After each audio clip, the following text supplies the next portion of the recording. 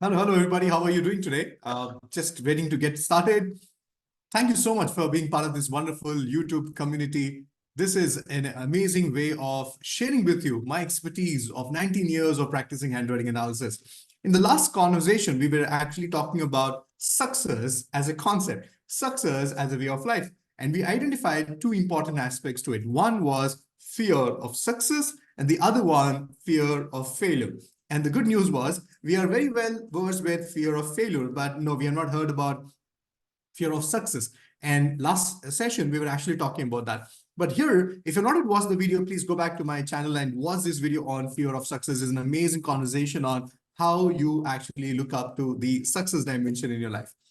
But fear of failure is something which is concrete part of our existence. You know why?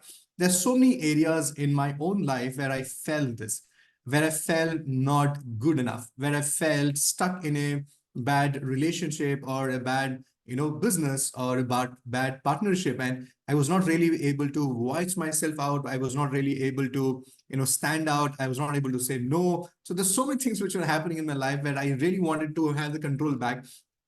And the best part was I was not even complaining when I was actually experiencing all this, because I had somewhere I'd accepted, okay, this is what I deserve, or this is who I am going to be for the rest of my life. And that's why self-esteem is such an important conversation. Many of us underestimate this for ourselves, that how crucial it is to have a self-esteem.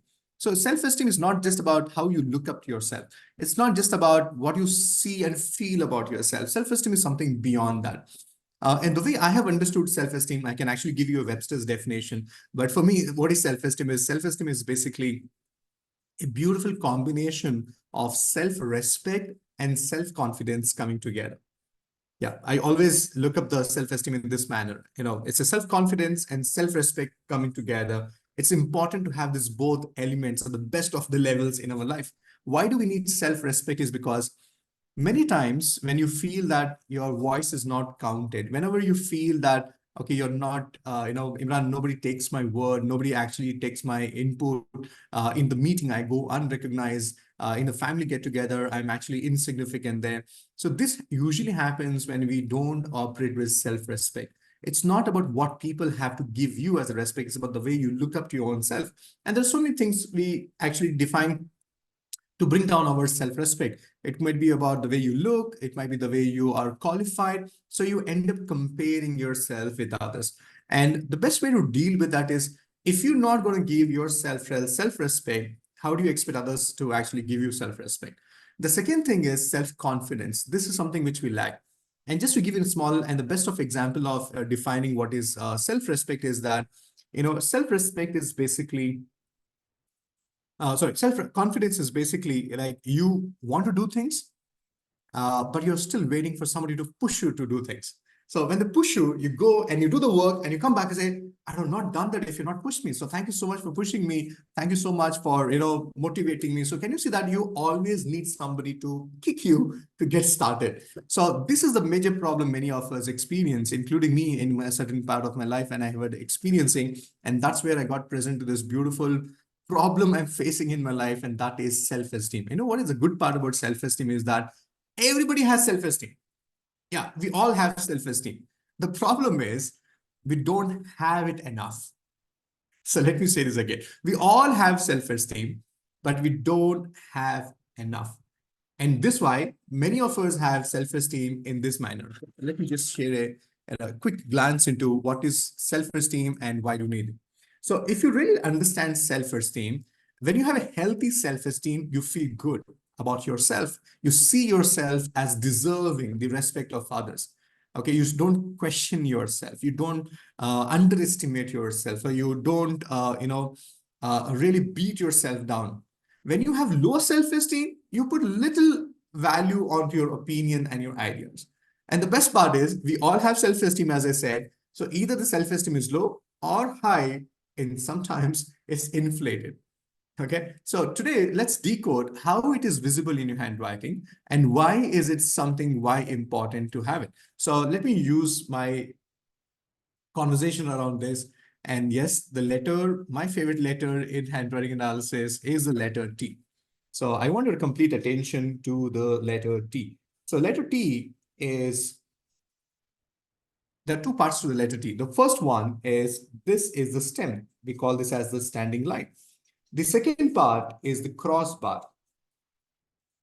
So quickly grab a pen and paper and check how your T is written. So this is the normal T, and yeah, you might think it is a capital or a regular writing or a cursive writing. So this is how normally people write T. So there are two parts to it. So what is important to identify for low self-esteem is, no matter how your stem is, this is the stem. Sometimes we write our stem like this. Sometimes we write our stem with a little loop. Sometimes we write our stem just a single line like this. So no matter what is the style of your stem does not matter. What matters is that where have you crossed your crossbar? So the position of the crossbar is very, very important.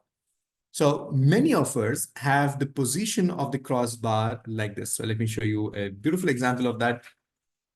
Our position of the self-esteem, the crossbar, sometimes we cross it here. Sometimes we are actually on the top. Sometimes we're actually there. Sometimes we're actually, again, to the top. So can you see that the up and down scenario? So that means consistently, the handwriting is not really, the T bar is not really consistently showing up in your handwriting. Okay, so this is one scenario. The second scenario would be your T bar is usually crossed low, very, very low. So low that it's actually touching the baseline where your letter is actually standing. So this is how it shows up in your own handwriting. So look into your handwriting, look at very closely. There are two things which I shared. One, if you cross your T bar very low, okay? So the second scenario is where you do have T bars, but it's fluctuating, sometimes low, sometimes up, sometimes middle, sometimes saying. So this is a position. So this is one of the ways of looking at your self-esteem is this through your handwriting, where you look at specific letter, that is the letter T. Now, Imran, how do I see this in a signature? So how do I see this in a signature is, again, look into your signature. Pay attention to the first letter of your signature. And you'll be surprised, most of us don't even have our first letter of our signature as a capital. Most of us write our letter as a regular size. So this is the most important thing to take care of. Make sure your first letter of your signature is always capital. So if you're already writing a letter capital, let me give you the second thing to it. The second thing which you need to have is that make sure that capital, that is the first letter of your signature, is at least 4 times bigger than the rest of it. So let me show you this in my own signature.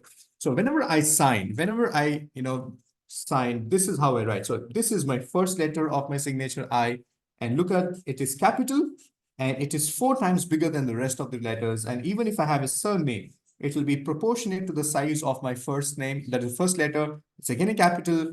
Again, it's 4 times bigger than the rest of it. And this is how you need to really work on. One is you need to have a capital letter and make sure it is 4 times bigger. So this is how you're going to work on your self-esteem on a subconscious level. So if you're sitting there and wondering, Imran, okay, just by changing few letters, is it so easy to work on your self-esteem? The immediate response to your question would be, yes, it's so easy because your handwriting is coming from your brain.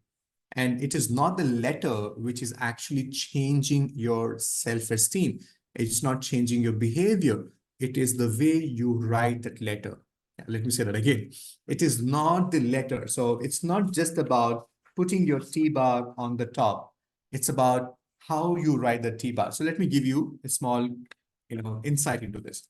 So imagine if earlier you're signing your T bar, or if you're writing your T bar here at this level, and now I'm asking you to put it on the top. So can you see that there's a shift in the finger movement? You're able to see this here? So it's not just about changing the letter, it's about the way your fingers are moving onto the paper. So can you see that if I'm writing my T bar here, I'm asking you to put it on the top. So can you see that there's a shift in my finger movements? And this finger movement is very, very crucial because this subtle movement is basically communicating back to your subconscious mind here using the neural pathways. And that's where the changes you see in your personality. And the question is, Imran, why is it so important to change your self-esteem? Because that is what is the most crucial ingredient in your success. Many a times, people with low self-esteem are the people who don't even initiate things. You know why? The way they approach any opportunity or any initiation of a new task or a new project is that why do it? Anyways, I can't get through it. Or, why play the game? And anyways, I'm not going to win. So can you see that you lose the war even before, you fight the war? And one of the important ingredient of success, which I have studied the highly successful people, is that you need to have high self-esteem for following reasons. So, ladies and gentlemen, here is on your screen why you should be putting your T-bar on the top. Why is it so crucial? Have a firm understanding of their skills. People with healthy self-esteem, when I say your self-esteem, the topmost on your T-bar, the highest your self-esteem is, you basically have a clear understanding of the skills. People with high self-esteem operate from this domain.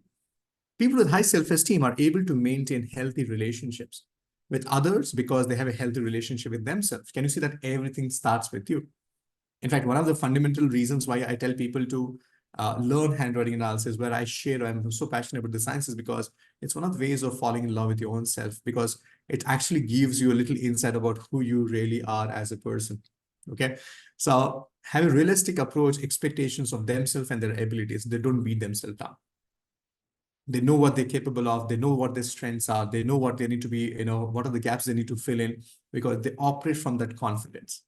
And they also understand their needs and they're able to express them. The biggest challenge people with low self-esteem is that we always operate with the fear, what will people think? Or how will people, look at what I'm asking for or what I'm demanding for? So it's very important that we need to be focused on working on our self-esteem. Are you all with me?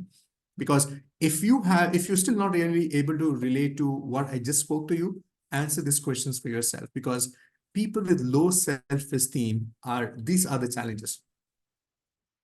Because if one of the answers to this question is yes, I think you need to really work on your self-esteem. Feel less sure of their abilities. Can you see that they need validation? They need somebody to push them to go take action, even though they know they're able to do it, but they don't take action. So they feel less sure of their abilities, may doubt their decision-making process. They may not feel motivated to try novel things because they don't believe they're capable of reaching their goals. You know why? Have you not seen people, you tell them all the things, but they say, I don't think so, including how they approach towards the weight management, their finances, everything. The approach is, I know I can't get there anyways.